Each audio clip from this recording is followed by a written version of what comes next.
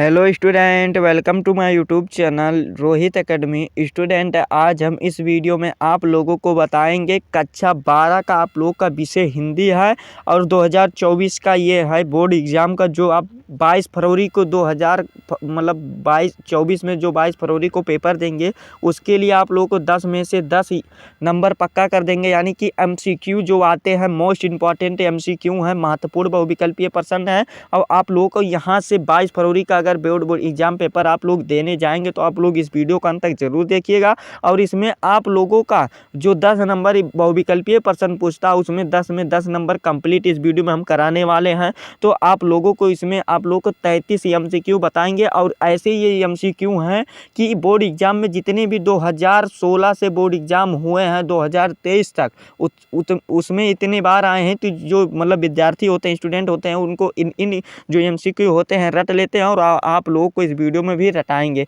तो 22 फरवरी को 100% है कि पक्का यही मतलब आएगा, 100% गारंटी लेते हैं आप लोगों को। चलिए बिना देरी के शुरू करते हैं। मोस्ट इंपॉर्टेंट MCQ है।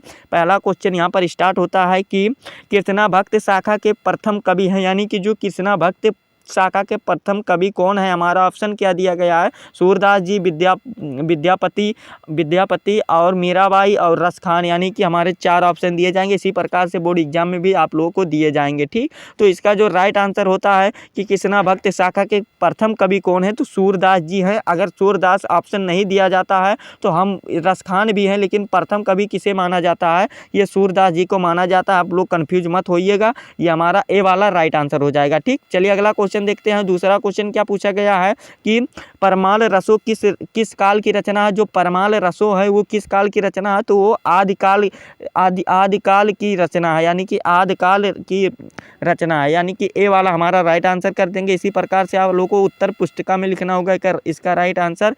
फिर प्रश्न हमारा तीसरा क्वेश्चन जो पूछा गया है कि निर्गुण काव्य धारा की प्रवृत्ति है। यानी कि जो निर्गुण काव्य धारा की प्रवृत्ति क्या थी? तो रूढ़ियों एवं ब्रह्मर अंडवर का विरोध था। यानी कि हमारा सी वाला राइट आंसर हो जाएगा। ठीक, तीसरे क्वेश्चन का। फिर अगला क्वेश्चन जो पूछा गया चौथा कि रामचरितमानस में कुल कांडों की संख्या है। तो ये बहुत इंपॉर्टेंट है, ये बहुत इंपॉर्टेंट है, वेरी इंपॉर्टेंट ये क्वेश्चन है।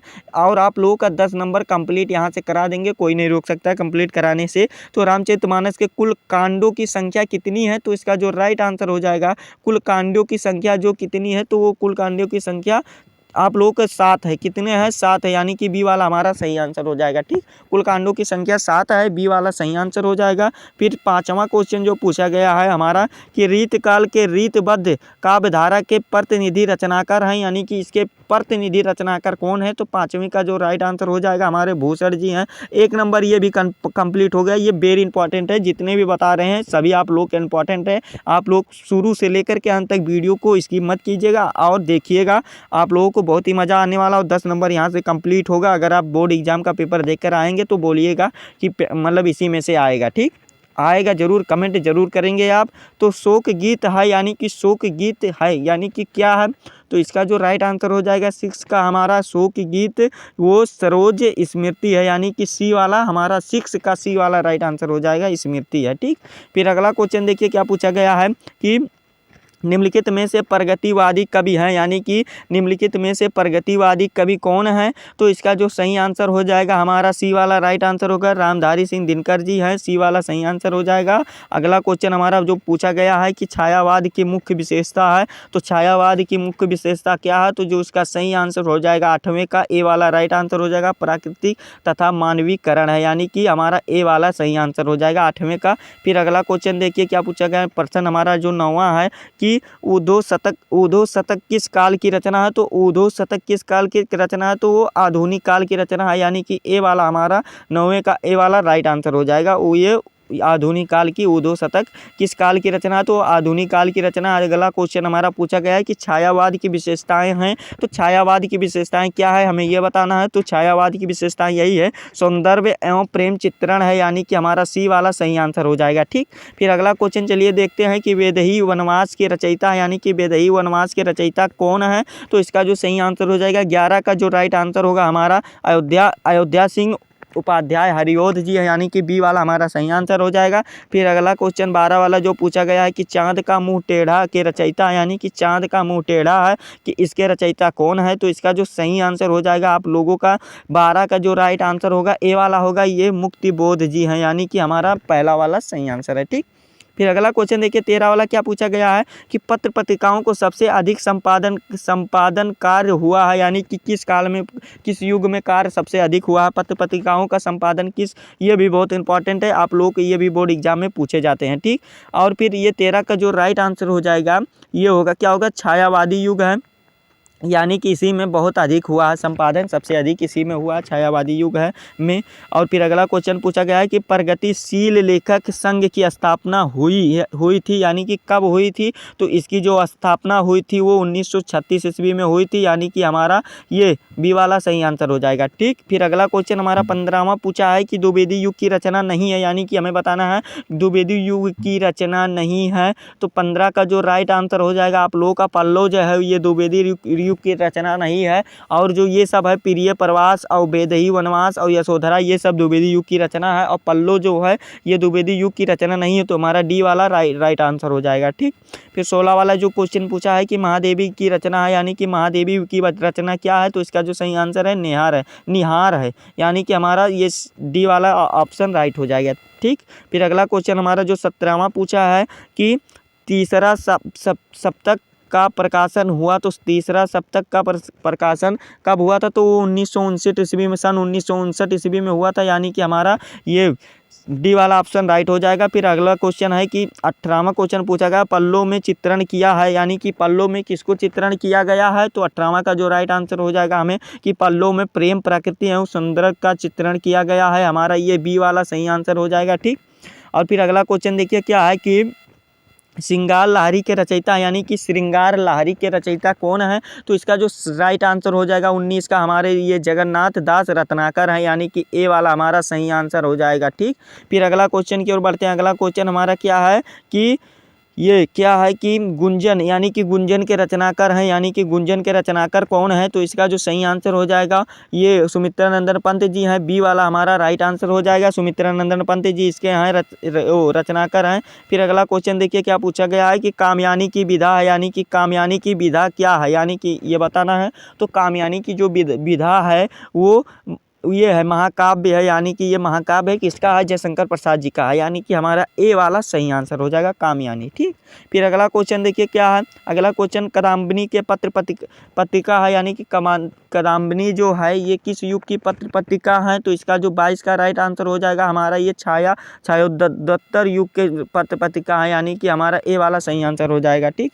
फिर अगला क्वेश्चन है प्रेम सरोवर के रचयिता कौन है, प्रेम सरोवर का रचयिता हमें बताना है, तो इसका जो सही आंसर हो जाएगा प्रेम सरोवर के रचयिता जो राइट आंसर होगा आप लोगों का भारतेंद्र हरिश्चंद्र जी हैं, ये वेरी इंपॉर्टेंट है। और भारत दूरदशा भी पूछा जाता है कि भारत दूरदशा के रचना किसकी वो रचना है, तो वो भारतेंद्र हरिश्चंद्र जी की वो भी है, ये वेरी इंपॉर्टेंट है, जो बता रहे हैं आप लोगों को सभी इंपॉर्टेंट है आप लोगों के लिए, आप लोग सिर्फ ध्यान से इसको देखिए और पढ़िए समझिए। ठीक। आप लोग कॉपी में नोट भी इसको कर लीजिएगा, ये वीडियो डाउनलोड भले भी मत कीजिएगा लेकिन आप लोग इसको नोट जरूर कर लीजिएगा। ठीक। कॉपी में डाउनलोड करने से आप लोग देखते नहीं है, ये हम गारंटी के साथ कहते हैं, अगर आप इसको कॉपी में लिखेंगे तो आप लोग समझ सकते हैं, कभी भी देख सकते हैं उसको। ठीक। और यशोधरा के रचनाकार हैं, यानी कि 24 का जो राइट आंसर होगा यशोधरा के रचनाकार कौन है, तो वो मैथिली शरण गुप्त जी हैं, यानी कि हमारा सी वाला सही आंसर हो जाएगा। ठीक।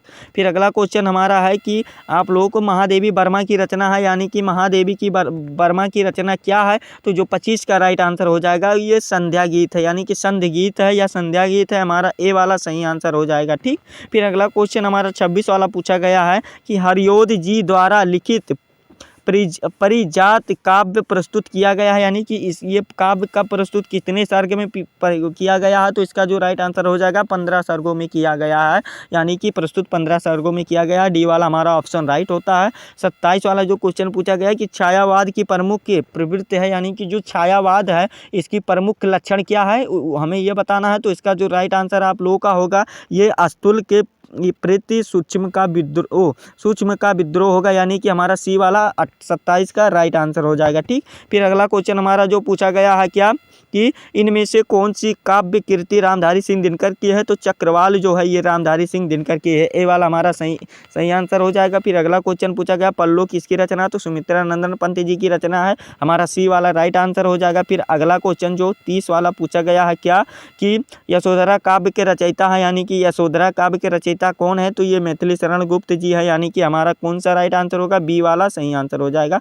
ये यशोधरा काव्य के रचयिता मैथिली शरण गुप्त जी हैं। फिर अगला क्वेश्चन हमारा पूछा गया तीसरा शतक का प्रकाशन वर्ष है, यानी कि तीसरा शतक का प्रकाशन वर्ष क्या है, तो आप लोगों को ये क्वेश्चन देखिए इतना इंपॉर्टेंट है ना कि दो बार इस वीडियो में दो बार बता दिए हैं आप लोगों को, कितने बार, दो बार बता दिए हैं, इतना इंपॉर्टेंट ये बन गया है आप लोगों के। तो ये सन 1959 में है, एक बार और आप लोगों को ऊपर बताए हैं, तो ये आप लोगों को वेरी इंपॉर्टेंट है और ये भी आप लोगों को 1 नंबर दे करके जाएंगे।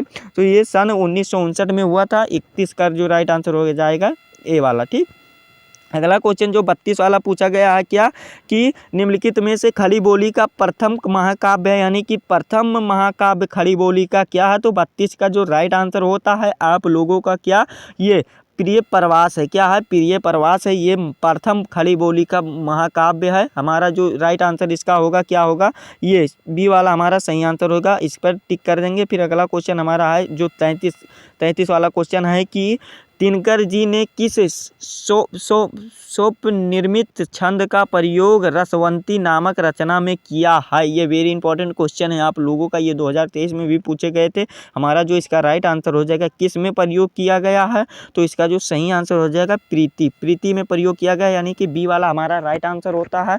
और इस प्रकार से आप लोगों को जितने भी MCQ 33 MCQ है, इसमें से आप लोगों का 10 नंबर इतना आप लोग पढ़ लेते हैं तो 10 नंबर कन्फर्म हो जाएगा, और इससे बाहर कुछ नहीं पढ़ना है, कुछ नहीं समझना है, गद्य पद्य मिला करके ये सब है, आप लोग का 10 नंबर कोई नहीं रोक सकता है। अगर आप लोग इसको पढ़ते हैं अच्छे तरीके से, आप लोग कॉपी में इसको नोट कर लीजिएगा, इसका आंसर भी बता दिए, उसको टिक भी कर लीजिएगा और याद भी कर लीजिएगा। ठीक, आप लोगों को ये वीडियो कैसा लगा है कमेंट करके ज़रूर बताइएगा।